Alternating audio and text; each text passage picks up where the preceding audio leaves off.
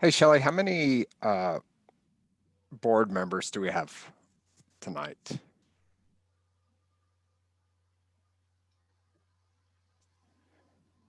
Shelley, I think you're frozen.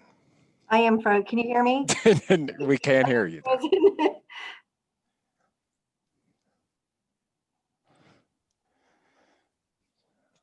Let me check.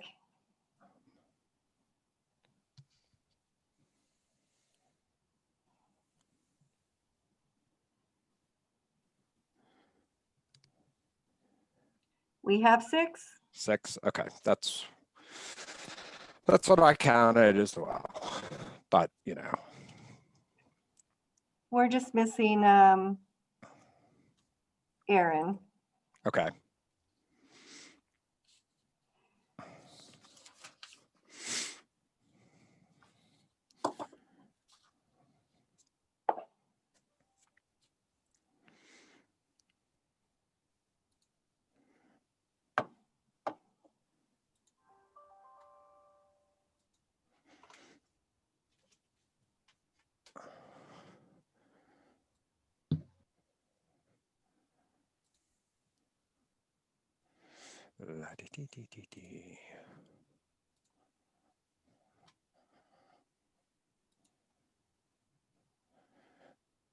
Okay.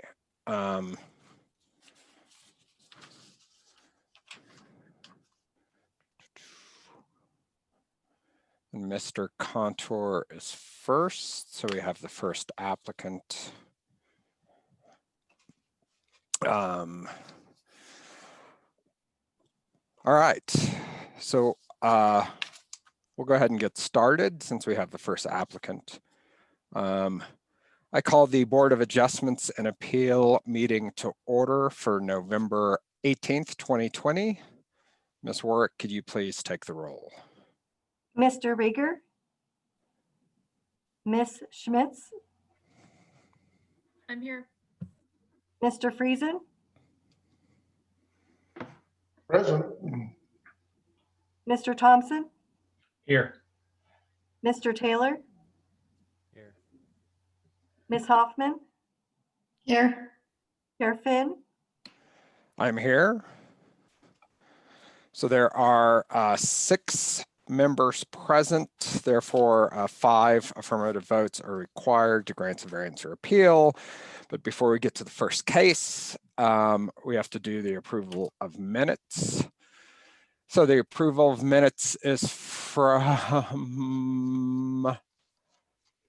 October 14th, 2020. Do I have a motion and a second? I move to approve the minutes for October 14th. Do I have a second? Second. Perfect. I have a first and a second. We'll do a voice vote. All in favor say aye. Aye. Aye. Any opposed? All right. So the approval of minutes October 14th, 2020 have passed. There was no approval of finding a fact attached. Is that correct, Shelley? That is correct. Okay. Perfect. So we'll jump into the cases. So again, there's 6 members present. Therefore, 5 affirmative votes are required to grant a variance or appeal. The board is authorized to grant or deny variance by Part 3, Section 60 of the Englewood City Charter. Anyone aggrieved by a decision rendered by this board may appeal that decision to a court of record. However, such appeal must be made within 30 days of the board's decision. Any approved variance is effective at the end of the appeal period. If there's any building permits for construction associated with an approved variance, they will not be issued until the appeal period is ended. Building permits must be obtained and construction begin within 180 days of the variance's effective date. The procedure for the meeting, and this is for each case, is that a case will be introduced and an overview will be given by staff. The applicant will be given an opportunity to present their request and reasons the variance should be granted. If there's any proponents, they will be given an opportunity to speak. Also, if there's any opponents, they will also be allowed to address the board. And then if needed, the staff will address the board again. So I will open the public hearing for case number VAR2020-007. The applicant is Floyd Kontour. Property is 4841 South Jason Street. Their request is a variance to encroach into the side setback approximately 4 feet to construct an addition to an existing house. And I sent out by email, we have the postings. So all of the board members should have gotten that in their email. But staff, if you could please get sworn in and give us an overview. Good. I'm frozen, but I'm here. Do you swear or affirm under the penalties of perjury that you would tell the truth in this proceeding before the Board of Adjustment and Appeals? I do. Please state your name. Will Charles. Good evening, everybody. It's been a while since I've been in front of you guys, but it's good to be back. Hope you are all doing well. So the first item on the agenda, and I'm going to go ahead and share my screen for a little PowerPoint, just so we have some pictures of it. So if someone could let me know if they do see this. Yes, I see it. Perfect. My face is blocking half my words, so hopefully I have these memorized. Let's see. Sorry, somehow we're at the end of the presentation. Okay, there we go. So the first variance on the agenda is for 4841 South Jason Street. Their request is to encroach into the side setback by approximately 4 feet to construct an addition to an existing house. This is a variance 1661.1 of the Inglewood Municipal Code. To give a little background on this property, it is located in the R1A zone district on Jason Street, just south of Layton, kind of close to Bellevue Park. This property and all surrounding properties are R1A. Back in 1973, this property got a variance to construct a garden level style garage on the back of the property, which is where the proposed variance would be you call it a pop top addition to this garage that's already constructed. So that variance in 1973 was granted on this property. And so this variance would be a proposal to basically keep that same wall and just extend it up. So as far as this property goes, it is a general variance, so it requires the 4 criteria to be met. The first of which is that unique physical conditions exist, such as size, shape, location, topography, or surroundings which are peculiar to the land or structure involved, which deprives the applicant of privileges enjoyed by other properties in the vicinity. Because this property already has this garage on it, staff feels that it would be prohibitive of them to need to jog the building in for structural as well as aesthetic concerns as far as that property goes. As well as you can see, all of the neighbors in the surrounding vicinity did sign off on neighbor notifications for this property. The second criterion is that the variance is consistent with the intent of the zone district regulations to secure public health, safety, and welfare. Staff did not find any issues with this variance in meeting that criteria. The third criterion is that the variance will not permanently impair the use or development of adjacent conforming properties or alter essential character of the neighborhood. This property, as well as most of all of the surrounding properties, are single-family residences. As you can see, the neighbors around didn't find any reason that this would impair their abilities on their properties. In addition, this, with the existing garage already set where it is, this addition would not encroach into that side setback any more than the current property has. In addition to that, just as kind of a note to make sure it's said during this meeting, during the neighbor notifications, the property owner had written that this would be for an accessory dwelling unit. So you might see that language on there. This has since been clarified with them that this zone district is prohibited to have accessory dwelling units. So this would merely be an addition to the single family house and not an additional unit, if that makes sense. The final criteria is that this is not a self-imposed difficulty or hardship. Based on how the current house is already structured, as we've kind of covered already, to have to jog that wall could lead to structural and aesthetic concerns that the property owners would hope to avoid. So that is why they're requesting this variance. And for these reasons, staff is recommending approval of the variance. And I'd be happy to answer any questions you might have for me.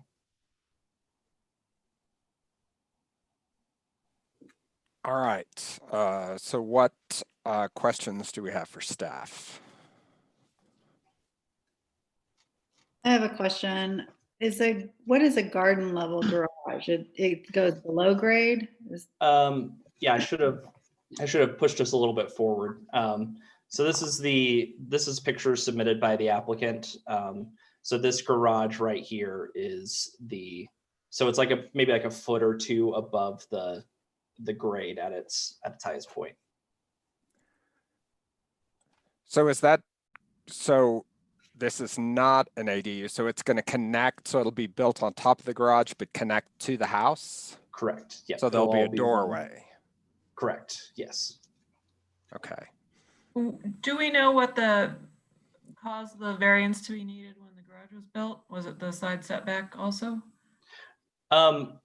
As far as whether they could put it somewhere else on the property besides right on top of this garage. Oh, I just mean in the 70s when the garage variance was granted. I believe these are the same owners as when that was applied for. So that might be a good question to ask them, but yeah.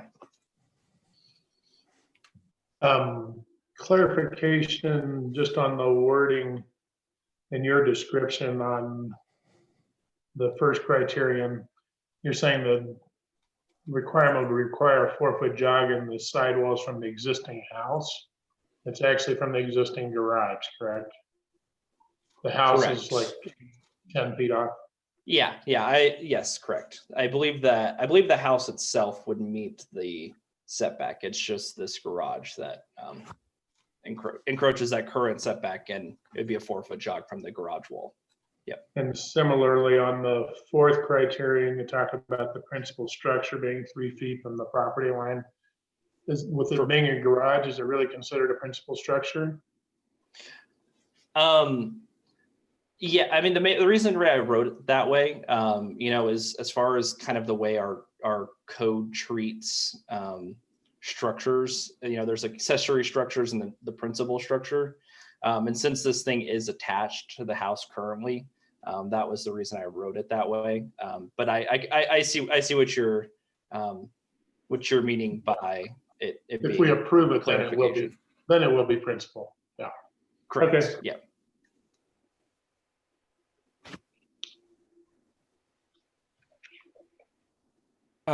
Any other questions for staff at this point? One other question, they're just building 1 story on top of the garage, is that correct, Will? I believe so, yes. Do we know if there were any conditions on the original variance or anything like that? Could you, you're a little bit, could you speak up a little, Andy? Sorry, my volume's been off all day. Do we know if there were any conditions on the original variance? I don't recall. It's been a month or two since I read through it. I don't recall any, but that might also be a question that we to re-bring up whenever the applicant comes on.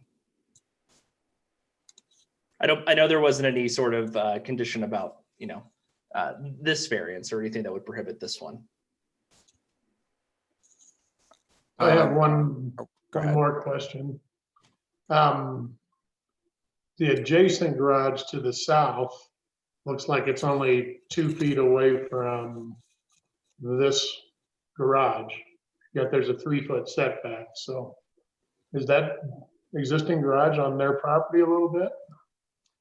The one on the south side, Yes. I don't believe it encroaches into that property. It But could just be an illusion that it's that close, but the yeah, picture is made it look very close.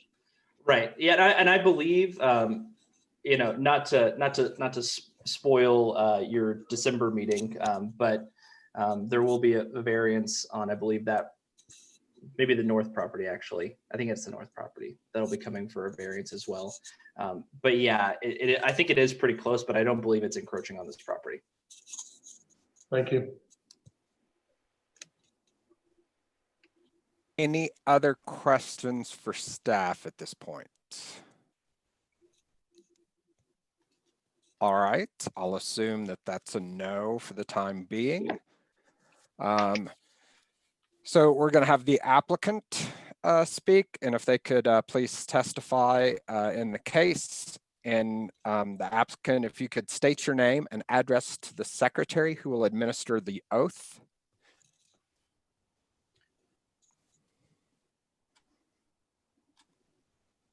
Yeah, and there you go. Talk. Okay, my name is Floyd Kontour, 4841 South Jason Street. And what was my question, please? Yep, so Shelley, Ms. Warwick will swear you in. So can you stop sharing your screen for just a moment? Sure. Sorry about that. Okay. And the applicants are online? They are.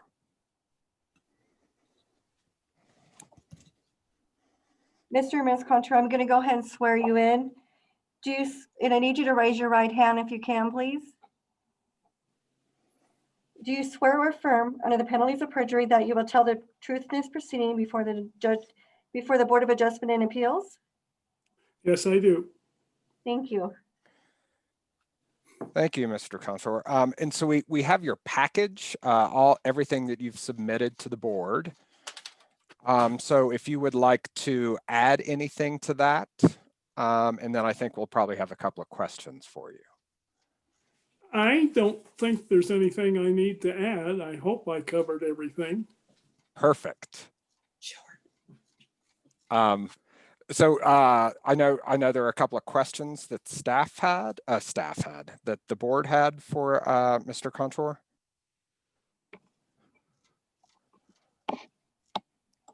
I'll go ahead. Mr. Kontour, one question was, when you got the variance for the garage, was the reason that you wanted the garage to go into the side setback?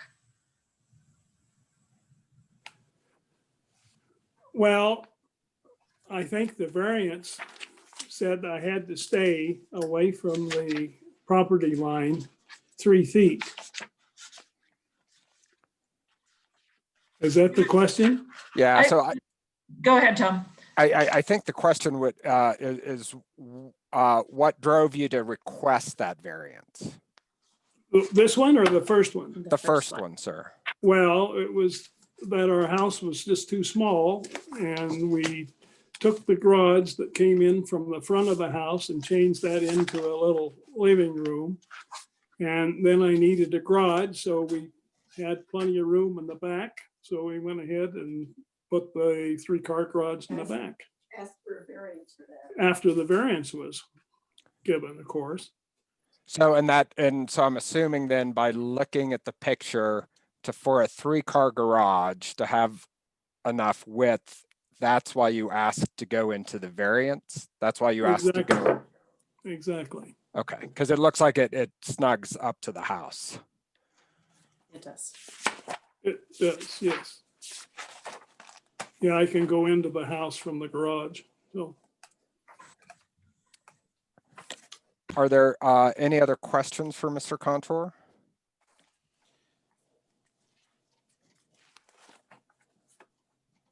Mr. Friesen, I think you're on mute still. There we go. I was wondering a little bit about the necessity to go to the existing building line or whether if we didn't grant this to you, whether you could still build your addition, but it would be within the zoning. In other words, it would sit 4 feet back from the existing line. Is that something you've looked at and thought about? yeah, but it would make a very unusual situation if we had to pull it back a foot or two on top of the garage. 4 feet. It's 3 feet now, so we'd have to pull the wall back to 4 feet. That would be an unusual thing. We'd lose 4 feet of living space. Yeah, there would just be a little 4-foot roof there similar to what's there now. It would butt into the existing roof. Does that answer your question? No. Papa, he's asking if you've thought about, if you've thought about the fact if they don't approve it, if you're able to build without the variance. So yes, sir, no. Well, no, I probably, if I don't get the variance, I wouldn't build it, so. Okay, thank you. So, Thank you.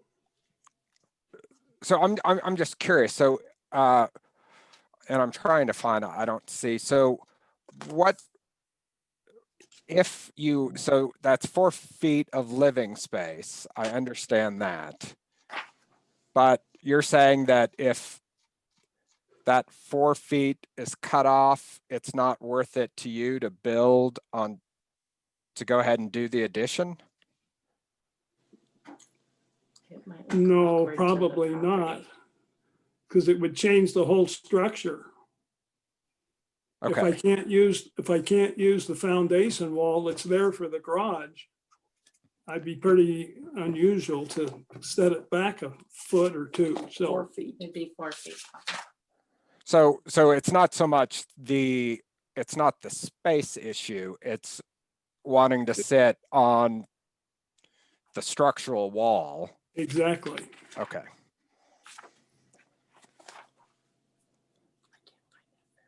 Are there any other questions for Mr. Kontour at this point? I was curious if there were any conditions on the original variance. Did you hear that, Papa? No, I'm sorry, I didn't hear that question. So, Were there- yeah, the question was when you got the original variance, and I think it was 1973, do you Right. remember any conditions being placed on that variance? No, none. Okay. Mr. Taylor, did you hear the,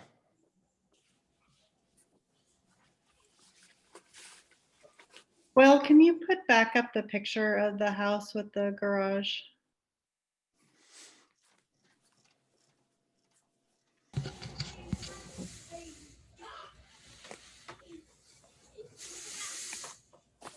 Are you looking for this one or The actual the actual photo, pictures? that one, yeah. Yeah.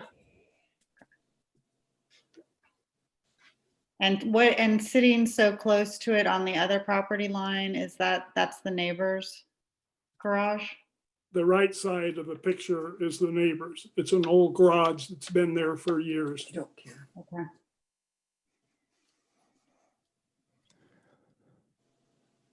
so the picture in the top left-hand corner, what is that a picture of? With the vent? Well, that's a view of looking at the garage from the street. Okay, From the front of the house. Yeah, that's from the front of the house. okay, back I got it.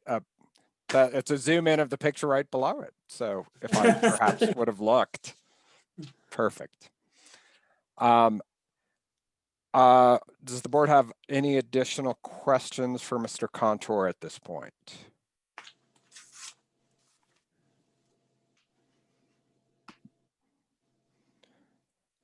All right, I think we are finished with you for the time being, Mr. Kontour.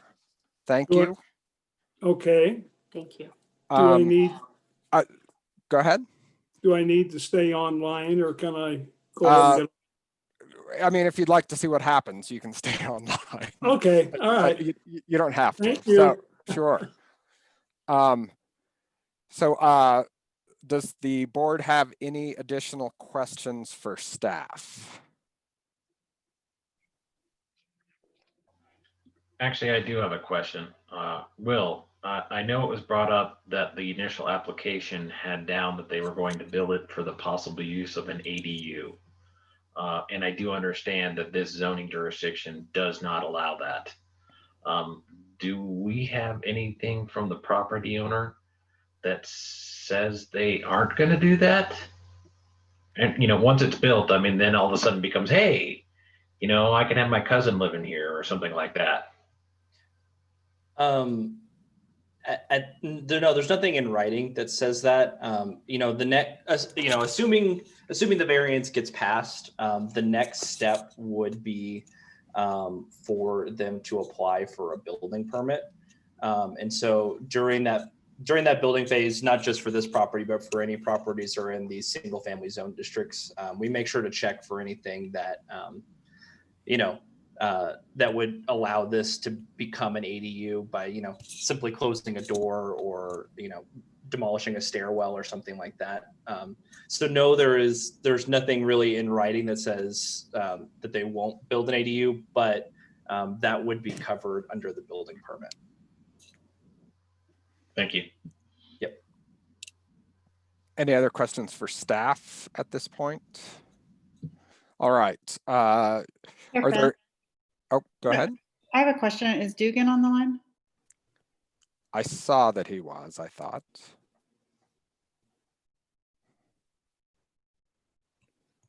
Dugan, are you there? Up there he is. I'm there. I couldn't unmute my computer. I'm wondering if the board should make a condition of this variance that it not be an ADU or not be built to an ADU or converted to an ADU after it's constructed? The board, it has the ability to place any conditions it wants on its approval. So yes, you could do that if you wish, but we do have procedures in place with regard to ADUs in this zone district that would probably prevent them from building or using it as an ADU.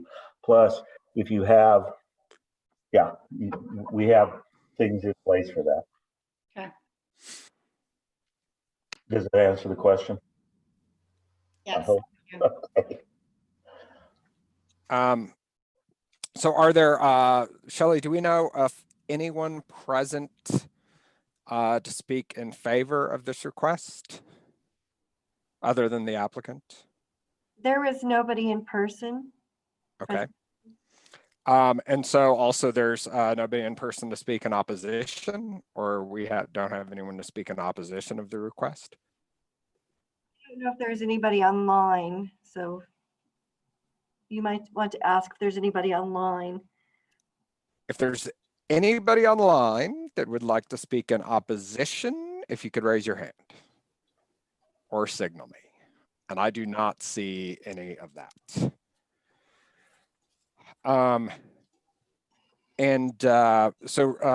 Real quick, back to Steph. So if they construct this and it's actually attached to the house and there's a walkway, there's not a question of it being an ADU, is that correct? Right. Because then it's just, yeah. So yeah, and I mean, oh, sorry, go ahead. Now, if they, but if they put some weird stairway in, that's what would tick you, or some long hallway that could, something like that. Is that, I'm just curious on what would kind of trigger. Yeah, I mean, as far as, just in general, the things that we as staff usually look for to confirm that these aren't going to be later on converted are things like a full secondary kitchen, things like a secondary exterior stairwell that doesn't need to go through the primary structure to get to the house. So things like that are the big ones. But we would also want to make sure that this is substantially attached to the house. So, you know, as far as the way it's drawn right now, it seems like the structure itself is probably, you know, going to be about half, or you know, it covers about half the depth of the back of the house. So from the you know, kind of rough drawings that they've submitted so far, it seems like it will be substantially attached to the house. Okay. Any other questions for staff, board members? All right. So I will close the public hearing for this case, which is it's not on that page. VAR 2020-007. The public hearing is now closed, so it's board discussion. Is there a motion and a second?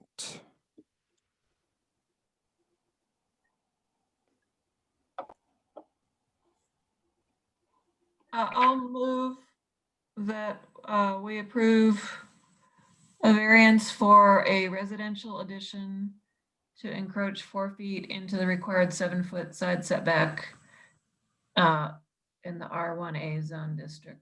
This is a variance to table 16-6-1.1 of the Englewood Municipal Code. Thank you. Is there a second? Second. All right, discussion. Thoughts?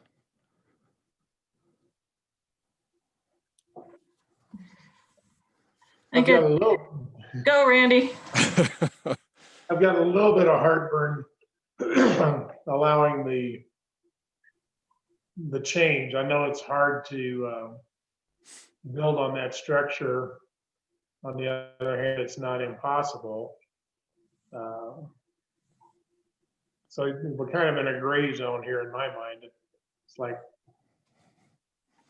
do we really want to be approving these? You know, what is it special enough that the existing garage is there or not? That's what I need to kind of be convinced of. I guess it's a slight extension to our usual thinking that if there's a non-conforming pre-code encroachment, adding something that continues the lines of that is something we generally approve. I know this is adding a variance on top of a variance. So I get that it's a little bit different, but I think it follows that general principle, and then continuing the line here is also supported by, you know, not having existing structural components on that side already. Yeah, the struggle I'm having with that is with the fourth criterion, because it is, in this case, self-imposed as opposed to some of those other instances.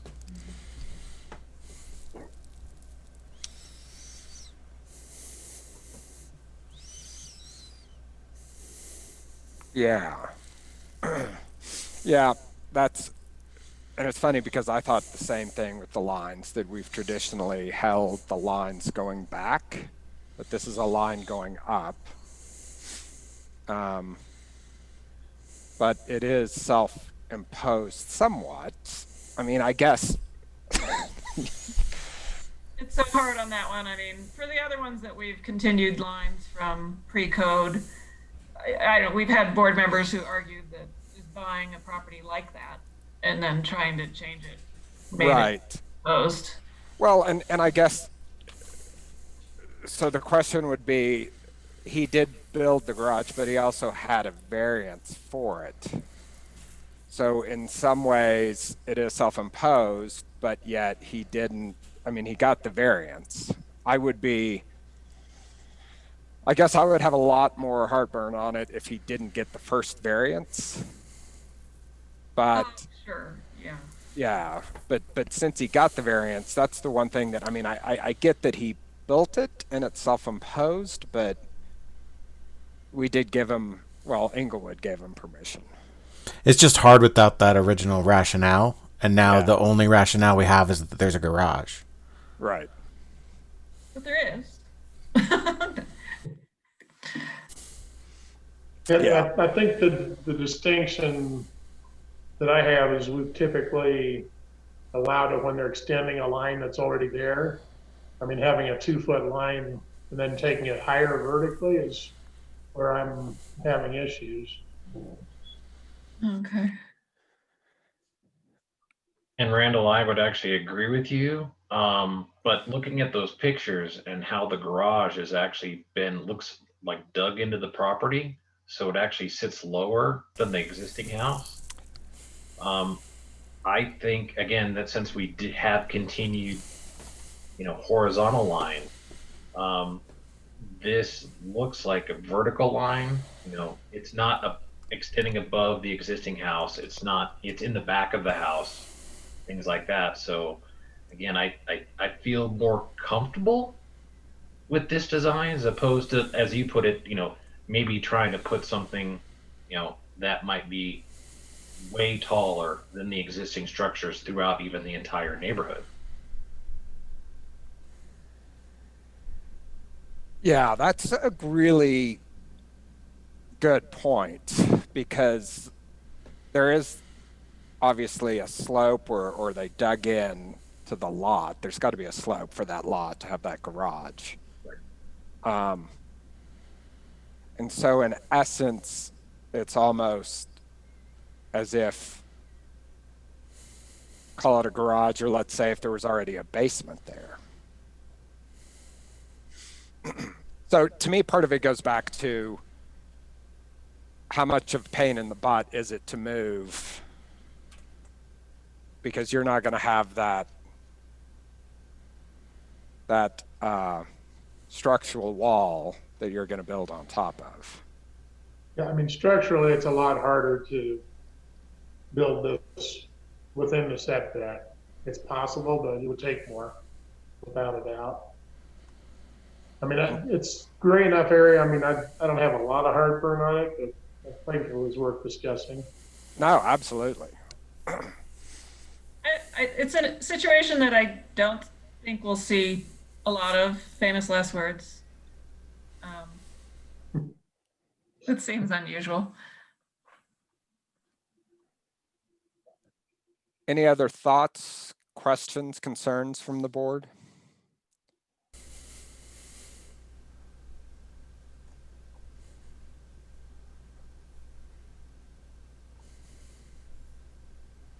All right, so are we ready to vote?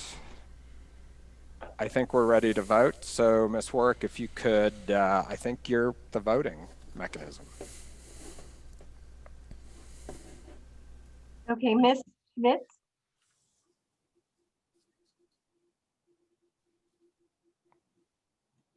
Angie, you're on mute. Here I go. Now, perfect. Now, let me get to my criteria here. No. Okay, I vote yes. I believe the first criterion is met because there is an existing garage that has a certain line and a structural side. This would continue that up, and to have a jog for the addition above it would be imposition of a hardship. Let's see, the second criterion is consistent with the intent of the zone district. It's single family homes.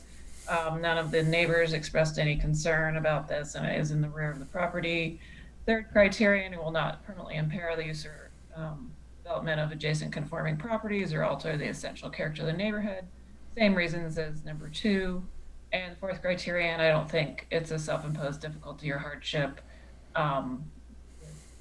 It's continuing a line upward for a second story that otherwise would be allowed. I'm sorry, Angie, what was your vote? To approve. Thank you, Mr. Friesen. I'm next. Yep, Randy, I think you're up. I will vote yes for the reasons stated. Mr. Thompson? I will vote yes for the reasons stated. Mr. Taylor? I'll vote no. I do not believe the fourth criterion has been met, that this is not a self-imposed difficulty or hardship. Ms. Hoffman, I'll vote yes for the reasons stated by Ms. Schmitz.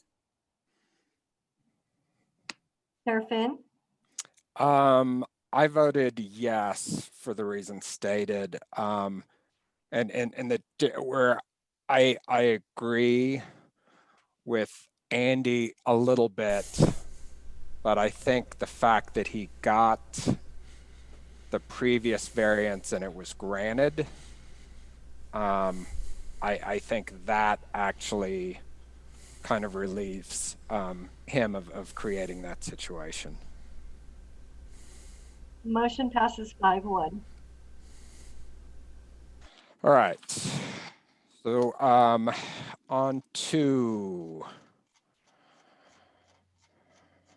sorry, there's a lot of scrolling.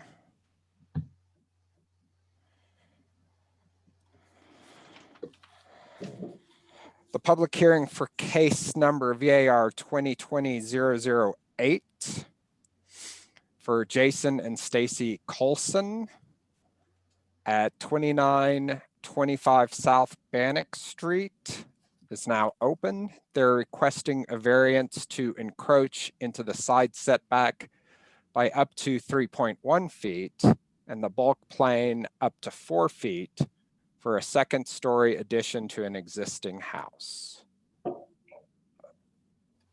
Staff?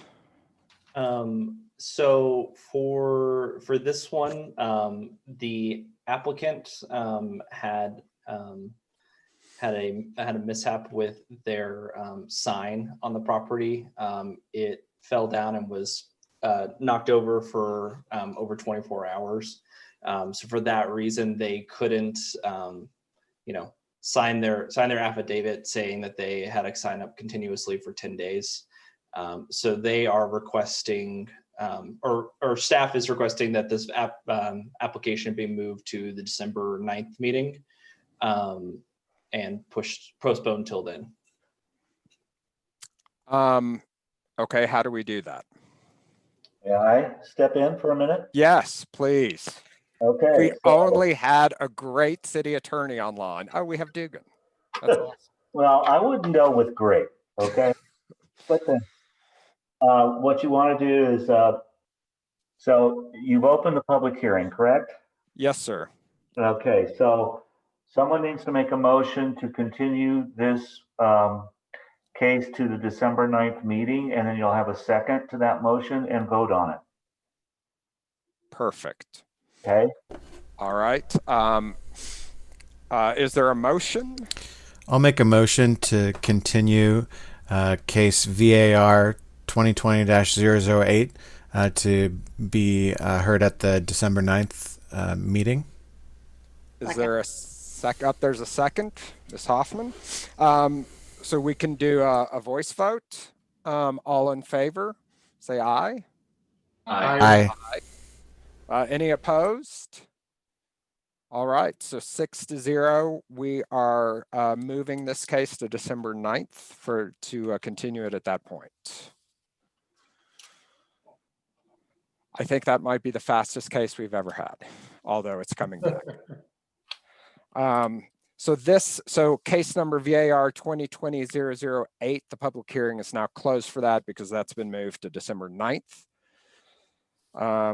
The public hearing for case number VAR 2020-009, Whitney and Ken Cobb at 3350 South Emerson Street is now open. And they're requesting, this is a waiver from the requirement that is a short-term rental owner be occupied for a property in the R1C zone district. Staff? Yes, so as you stated, this is a short-term rental waiver for the owner-occupied requirement in the R1C zone district. I'm going to go ahead and share my screen again. Go back to this presentation real quick.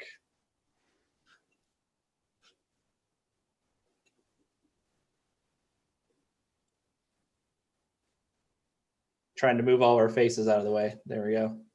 All right. This property is located at 3350 South Emerson. We've already covered the request itself. So this property is located along Emerson Street, just south of Floyd Avenue. The house itself is on the right here. So as far as these these waivers go, they have their own different set of criteria. So the first criterion is that special circumstances or conditions peculiar to the specific STR or property owner exist do not apply generally to all STR businesses or enterprises. So unlike our normal variances where the property owner themselves can't be a condition or a factor in the case, for these STRs they can be. And for this one, the request is based on the owners themselves. So they have a disabled son that they're hoping to eventually make this, the permanent home for him. And they can speak more on that when it comes to,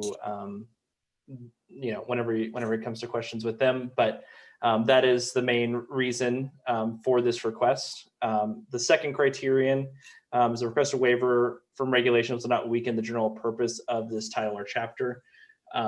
Oops, sorry, I scrolled past. So this property right now is, they have a long-term tenant that occupies one of the units. They also live about within a mile of this property. So as far as staff's opinion, the request a waiver from regulations will not weaken the general purpose of this chapter. They're, close enough to the property where if any sort of maintenance or emergency concerns could happen, they're within a very quick distance from the property. The third criterion is that the property owner will provide alternate effective means of assuring the goals of the regulations sought to be waived, and such alternative means will not alter the essential character of the district in which the STR is located. So considering the property owner is living within a mile of this property, it kind of mitigates a lot of the concerns that when this originally the ordinance was originally written in February, a lot of the concerns were absent property owners just letting STRs kind of have party houses or things of that nature. This is not the intent of this property owner for this short-term rental. For these reasons, staff is recommending approval of this variance or this waiver, and I can answer any questions you might have. Does the board members have any questions for staff?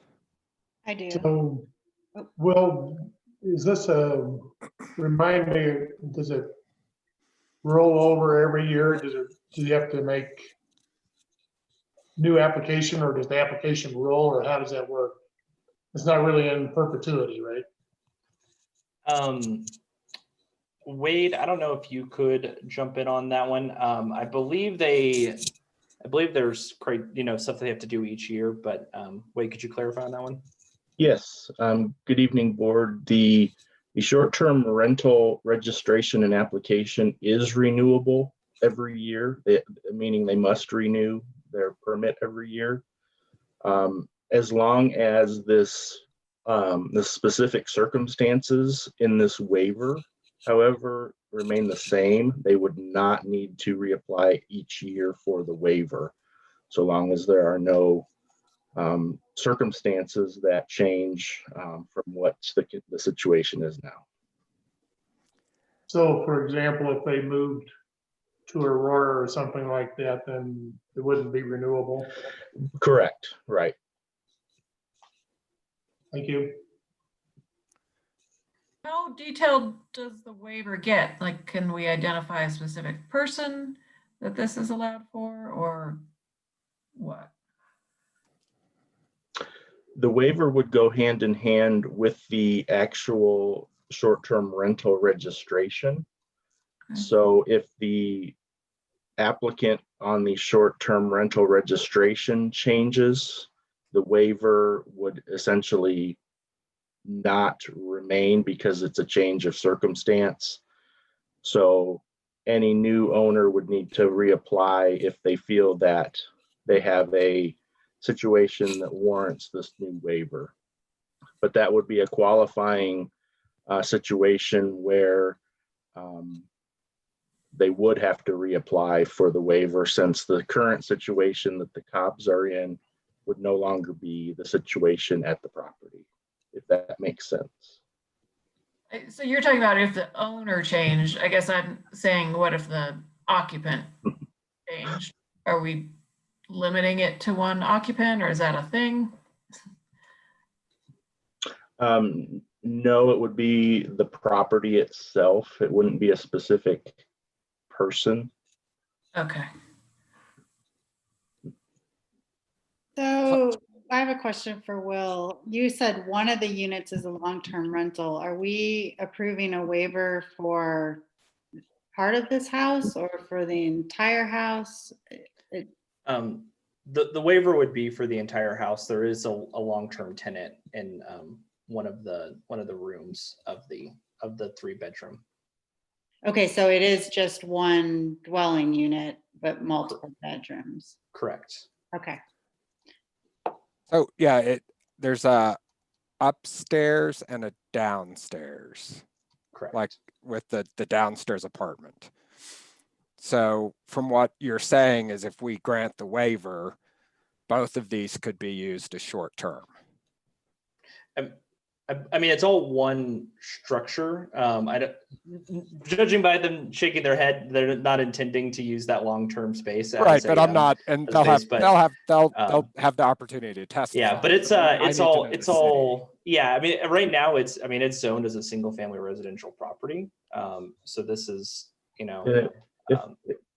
sorry to interrupt, but if I could, the short-term rental regulations only require only will permit one contract per residence. So so even though there's two separate, correct, you can't rent them out, but I guess you could rent them out both at the same time under the one contract. Well, I mean, they could use both rooms under one contract, sure.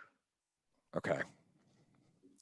And then I have another question following up with part of the discussion, and I don't know if this would be if Dugan would, but so I know we can put any kind of stipulations on some of these waivers.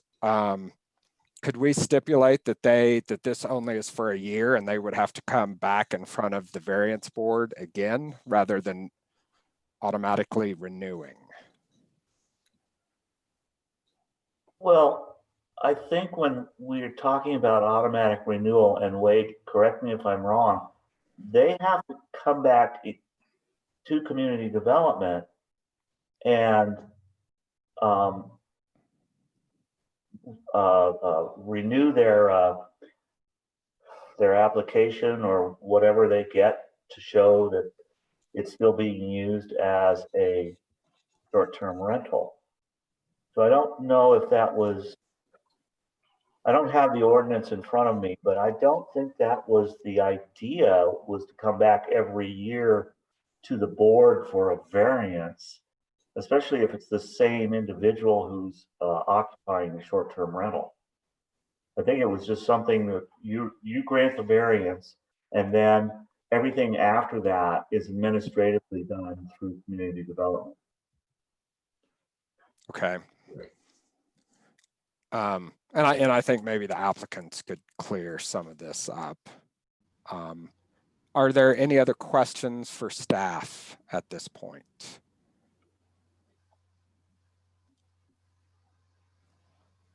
All right, so staff, I believe we are done with you for the time being. So the applicant will testify in the case. And if you could please state your name and address to the secretary who will administer the oath. So it's Whitney Cobb. Ken Cobb. And we actually live at 2300 East Floyd Avenue, and we're here on behalf of 3350 South Emerson Street. Does that answer your, did I get it right? Yes, ma'am. And then you'll be sworn in. Okay. Mr. Cobb, if you could raise your right hand, please. Do you swear or affirm under the penalties of perjury that you will tell the truth in this proceeding before the Board of Adjustment and Appeals? I do. I do. Thank you. Okay, so we got your information that you submitted, but could you kind of go over, I'm not sure it's clear on exactly how this is going to work for you guys. Okay, so this is a cute little house that was originally built with a grandmother kind of apartment downstairs, but it was built in 1955. I think it was the original. So there's a bedroom and a bath and a space downstairs. And so it was not designed for this century standards in terms of what people expected in terms of insulation and quiet between the floors. So we have used it we had a family member living there long-term.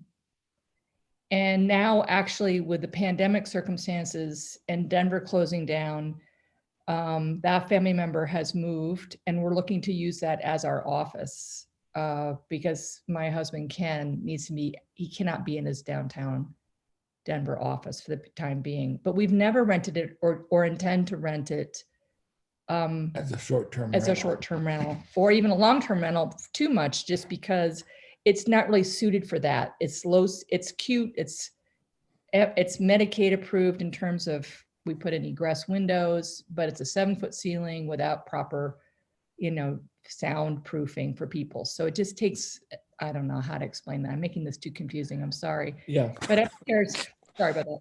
Upstairs is a 2-bedroom, 1 bath, simple, charming little lighthouse. And our object is for our son with multiple disabilities, his primary diagnosis, autism, to eventually move into this home as his home with a care provider upstairs and potential roommates downstairs. That's how we could kind of make it work as a financial model. He's on a wait list for assisted housing because we saved for this, but we don't have enough money to buy this outright. So we still have a mortgage. So until we get some assisted, we need to find some way to help us make the mortgage, because right now we've got 2 and that's more than we can do. And so we've been renting, and our problem with our son is that he can't just move whole hog. He's too sensitive. His association he's living at home with us. So before the pandemic, what he was doing was coming over here, doing his therapy sessions. He has behavior therapy and communication speech therapy, and sometimes even some yoga over here. Oh, shh. So a couple of days a week, and then we would rent on the weekends.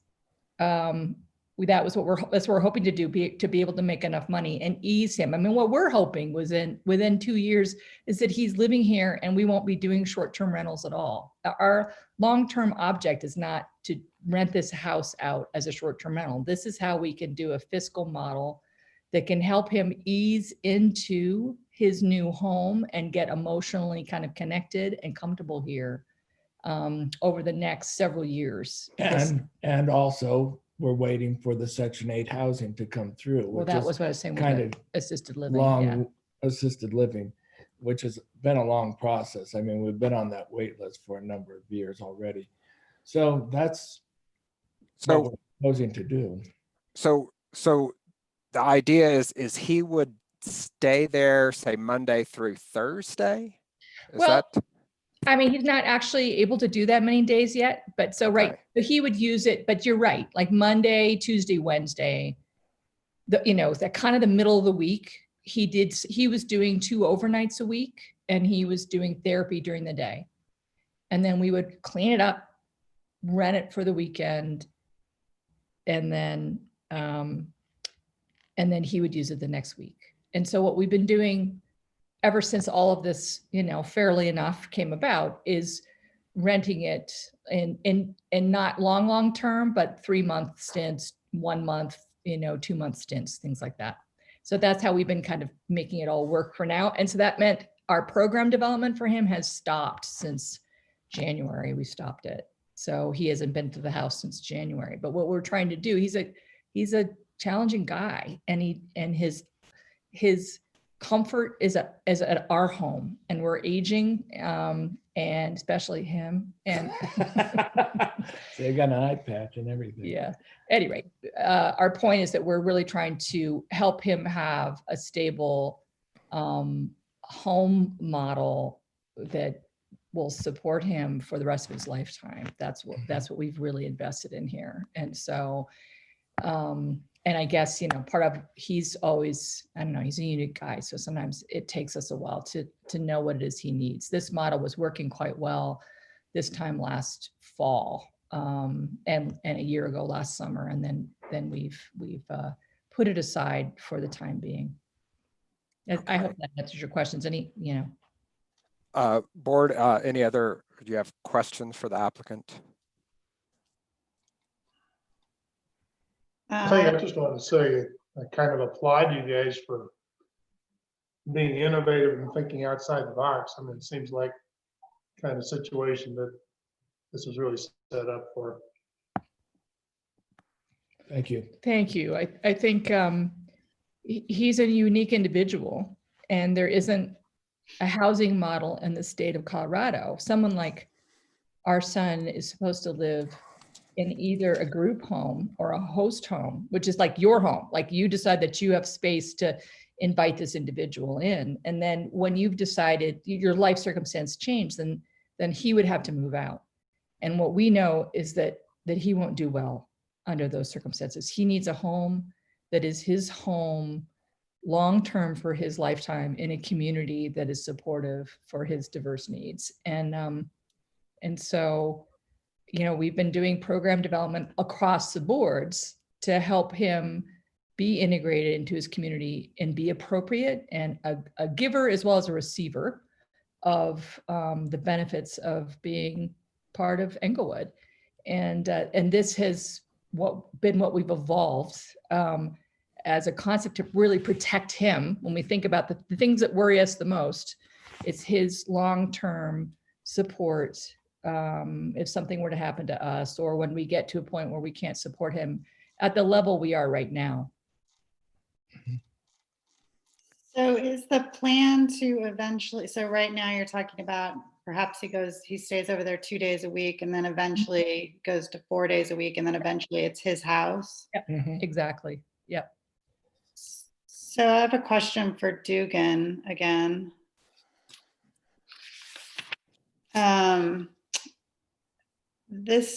I understand they need the waiver because the property's not owner occupied, but I guess I don't understand why the son occupying the house doesn't qualify as an owner occupied short-term rental such that they wouldn't even need a waiver.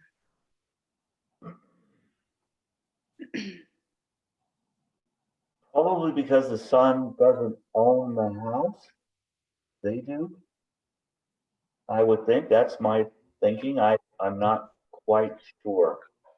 Maybe And he cannot, so it's a tricky thing. He can be a resident here, but he cannot own it, or he loses Medicaid. And without Medicaid, we don't have a functional program without that support. And so and I think that when we were chatting about it early, if he gets to a point where he's here more often than he's at our home, then it could be owner occupied.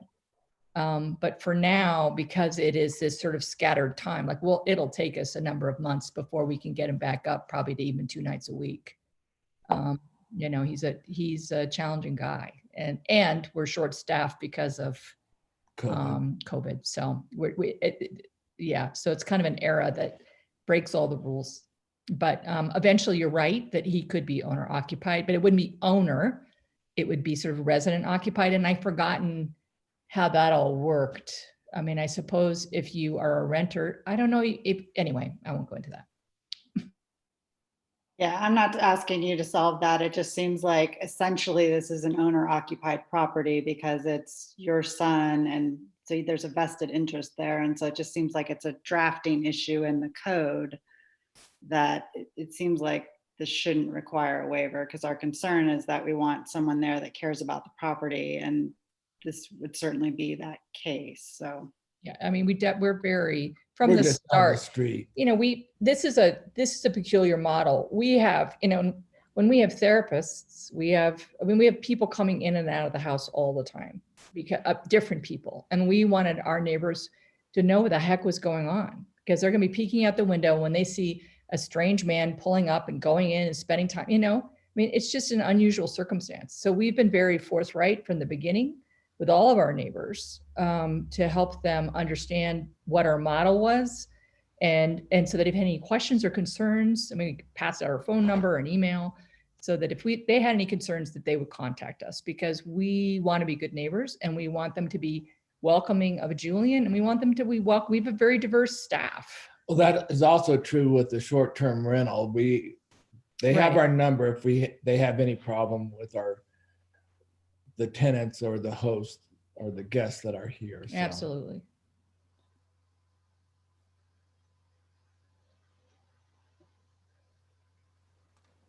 So I know you've mentioned he's on a wait list for a group home, He's on a wait list for supported housing. a supported housing. So So it's kind of, it used to be called Section 8, and Mhm. been called, I forgot what the name of it right now, but he's in a special one for developmentally disabled adults. And it is, it's a little uncomfortable. It is, there are a certain number of spots, and people have to not need that housing for the spots to open up. So he's like number 8 on there, but that could be, people either have to not need it. They either have to move or pass away. so what would happen if so God forbid, we'll just say a whole bunch of people move away. Right. What would happen if then he gets a spot in the home? What would happen to this house? Well, then what we would do is essentially rent it to him. So the way, and so normally what happens with if he were to get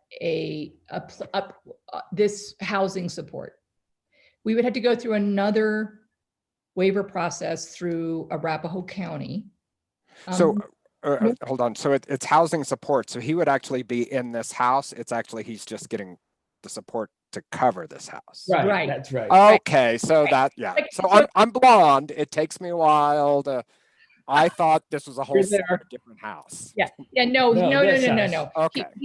What we would do is then petition Arapahoe County to allow him so normally you can't get supports for a property for a family member for a property you own. That's like double dipping is how they, the thing with our son is that he's really not eligible. He's not eligible for apartments or condos or a lot of the common housing because of a lot of the challenging behaviors he has. So he can't go to the marks or, some of these other opportunities that some individuals can really take advantage of. So we've been assured that there'd be no problem with that they're actually pleased that we have a model in which he can be supported long-term in the county. So, but it would be another process for him to live here. But basically he and a roommate, and then he's a 24/7 guy. So he always has to have somebody here. So there'll always be a responsible, supportive adult in the home with him 24/7. Okay. Any other questions for the applicants at this time? I have just one more question, I guess. And I'd like to point out she's the smart blonde. So she balances me out. So we had talked a little bit about putting a condition on this so that at some point you might have to come back to us for a waiver. And I realize that the future is really uncertain and it's crazy times right now. And that's sort of sidetracked, the progress you were making, but how long do you think this process is? I mean, if we were to look at having you come back in 3 years or 5 years, what does that look like? And would you be opposed to us putting that sort of condition on there that you come back in 2 years? Because you'd be the first one we'd be granting. Sure. And so I think it would give at least me some comfort to know that that you'd come back in 2 years and let us know what the progress is, or that he's fully functioning and living there and having a great time, and we'd all celebrate, and that would be the end of it. So do you have an idea? We don't. I'm hoping. I think he's getting sick of us, honestly. So we'll see. But I'm hoping. I mean, we do this futures planning all the time, and 2 years ago we were hoping that he would by this time be there 2 to 3 nights on a consistent basis and really be delighted to have his own thing. So anyway, that's short. Years. So the answer is we're fine with coming back any way you want us to come back and explain how things are progressing. We don't have any problem with that. And I would say, I'm hoping within 3 years, he is here 50% or more minimum. And within 5 years, I'm hoping this is his primary home. Your question? Does that answer your question? Yeah. Okay.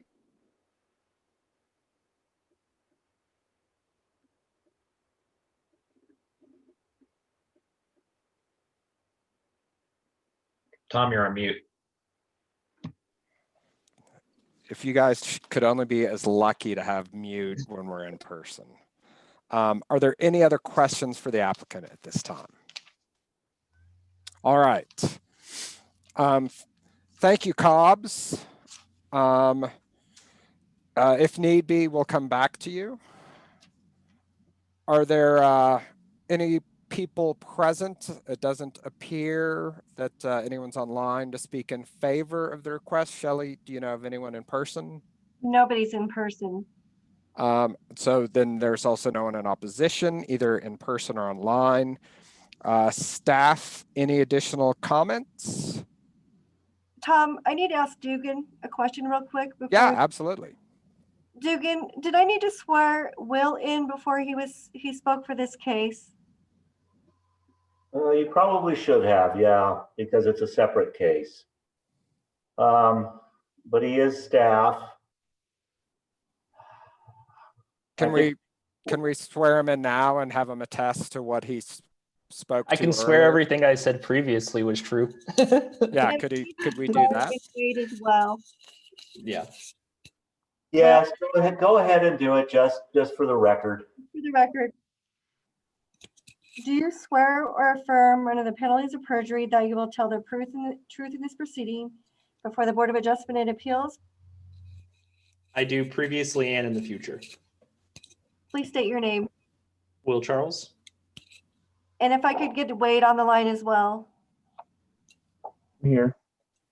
Wade, do you swear or affirm under the penalties of perjury that you will tell the truth in this proceeding before the Board of Adjustment and Appeals? I do and have. Thank you. All right. So in true 2020 form, we're just kind of jumping around. So no one, any other questions for staff? Any other questions for Dugan? Actually, I do have a question, Dugan.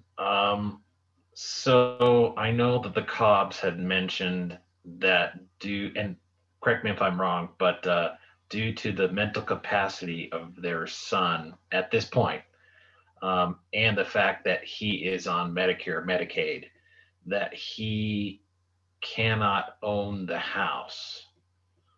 But at the same time, as like Christian put in there, that he kind of is an owner of the house. I didn't know if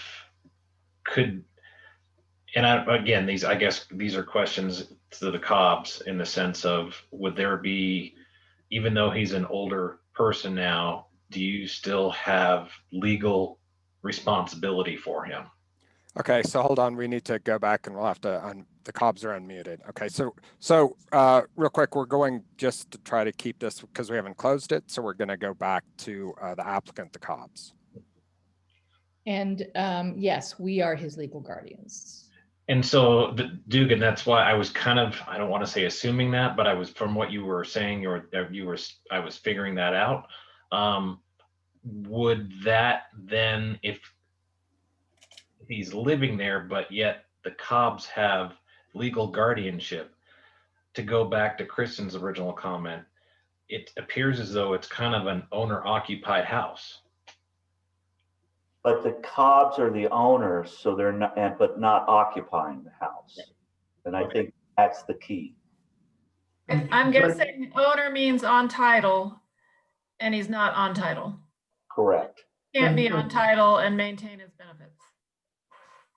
And the distinction is that when he's not there, they're renting to others on a short-term basis. That's really what we're approving. Right.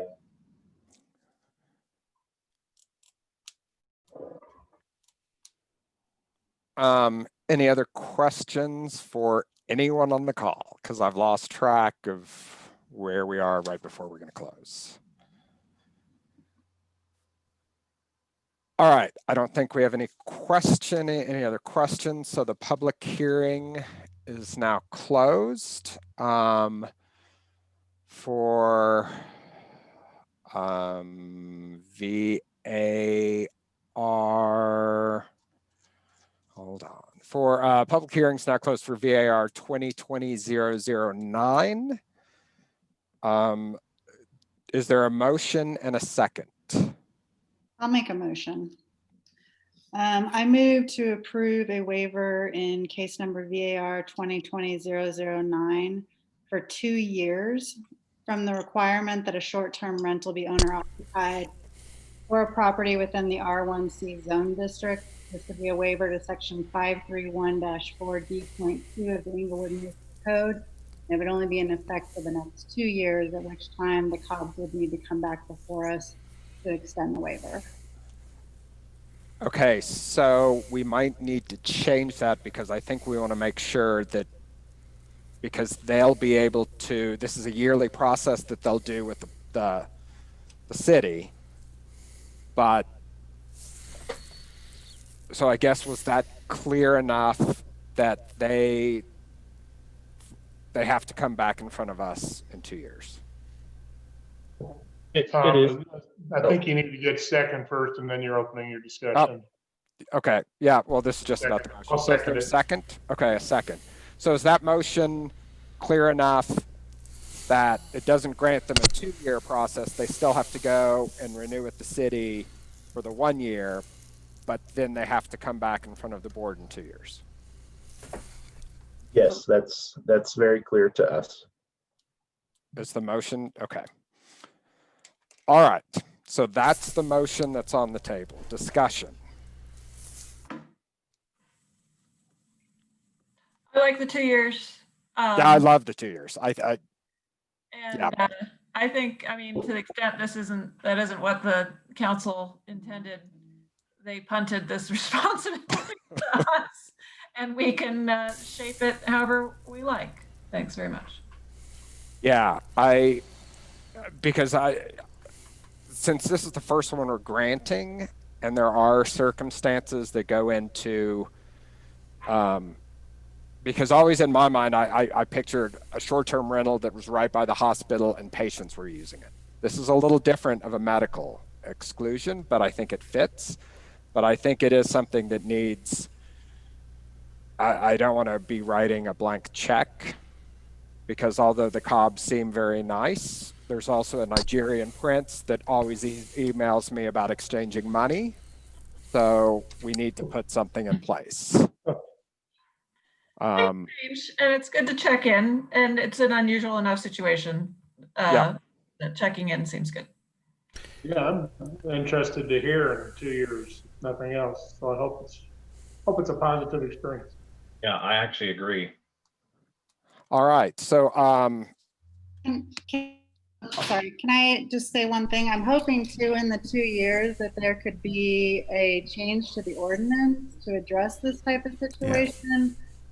Because it does seem to me it essentially is an owner occupied property. So if we could expand that definition of what owner occupied to immediate family members, because I could see, you know, if I had an 18-year-old child that had just graduated high school, I wouldn't want to put them on title either, but I want them to be able to, you know, make some money on the side with an extra property I might have too. So if I could encourage staff to just think about that as you're looking at code changes as well. Which they happen to be doing right now. Kristen, in my mind, the difference is it's not their son living there. It's the other times of the week when they're renting to other people and there's nobody there to supervise that. That's really what we're approving. If it was just their son living there, we wouldn't even be talking about this. It's the other half time. I And that's understand, but if Mr. Cobb were living there, they wouldn't be in front of us either if he was living there 2 or 3 days a week. So not sure I see much difference between Mr. Cobb living there or the younger Mr. Cobb was my point. So. Yeah. And again, it's a good time to bring that up since they seem to be busy reworking everything. Any other discussion? All right, Ms. Warwick, if you could start the voting. Ms. Smith? And I have a request. Could staff put up the 4 criteria that we have to go by, that slide? Or Angie, do you? 3. The 3? My own screen. Oh, do you? Oh, perfect. Never Yeah. mind. Well, I will shut up then. Okay. All right. I am voting yes. Sorry, I do have to get to the one on my screen. All right. The first criterion is that special circumstances or conditions peculiar to the specific short-term rental or property owner exist that do not apply generally to all short-term rental businesses or enterprises. That's met. This is clearly a unique circumstance, a setup where their son can transition into independent living and the property is otherwise used in a way that generates income to allow this transition. It's very unique. The second criterion is that the requested short-term rental waiver will not weaken the general purposes of Title V, Chapter 31. We didn't hear any testimony that would suggest it would weaken the general purposes, that this is a limited exception to the owner-occupied short-term rental rule. Third criterion is how the property owner will provide alternative means of assuring the goals of the short-term rental regulations sought to be waived will be upheld, and that neither the short-term rental waiver nor the alternate means of assuring regulatory compliance will alter the essential character of the district in which the short-term rental is located. We heard from the applicants that they live quite nearby, that they'll be very involved in the uses of this rental. So I believe that criterion is met as well. Mr. Friesen? I vote yes for the very well put reasons that Ms. Schmidt's put out. Mr. Thompson? I agree for the reasons that were set forth previously. Mr. Taylor? I voted yes for the reasons stated, that there are indeed special circumstances that do exist here, and that this is also related to the second criterion, that this is something that's only considered to be a short-term need to transition to hopefully what is a long-term use as a long-term rental. So that criterion is also met, and that as Ms. Schmitz mentioned, the other criterion apply as well. Ms. Hoffman? I voted yes as well for the reasons that were so well stated by Ms. Schmitz. I would also add that our condition that the waiver only lasts for 2 years, I think supports each of the criterion, and that this is a unique circumstance that hopefully won't exist forever, and that by having the Cobbs come back in 2 years, we're seeking not to weaken the general purposes of the Title 5, Chapter 31, and by having it only be 2 years, we can also check in to ensure that there aren't any issues with the neighborhood or the district in which the short-term rental is located. Chair Finn? I also voted yes for all the very well spoken reasons by the board. Motion passes 6-0. All right, so that closes case VAR 2020-009. We move on to staff's choice, and I know suddenly we have at least one case in December. Correct me if I'm wrong, Shelley, but I believe we have, I think, 3 cases coming in December. So, yeah, so get excited for December. It'll be a jolly and merry time, I'm sure. But that's all I had to add, unless Wade has anything else, or Shelley. Nothing for me tonight. Thank you. Nothing for me. City Attorney Dugan. I have nothing further to add. Board, anyone? Other than I'm waiting to see if Randy's beard is going to get longer than Brendan's at some point. That's with COVID the way it's going on. Randy, you're on mute, but I assume you're saying something that's a smart It's aleck. gonna take some work to catch up with Brendan. So I think that's it. I want to thank everyone again for their time. I think this is a fabulous volunteer board, and putting up with everything that we have to go through. I appreciate it. This meeting's adjourned. I will see everybody in a month. Thank you, guys. See you. Good night. Good luck.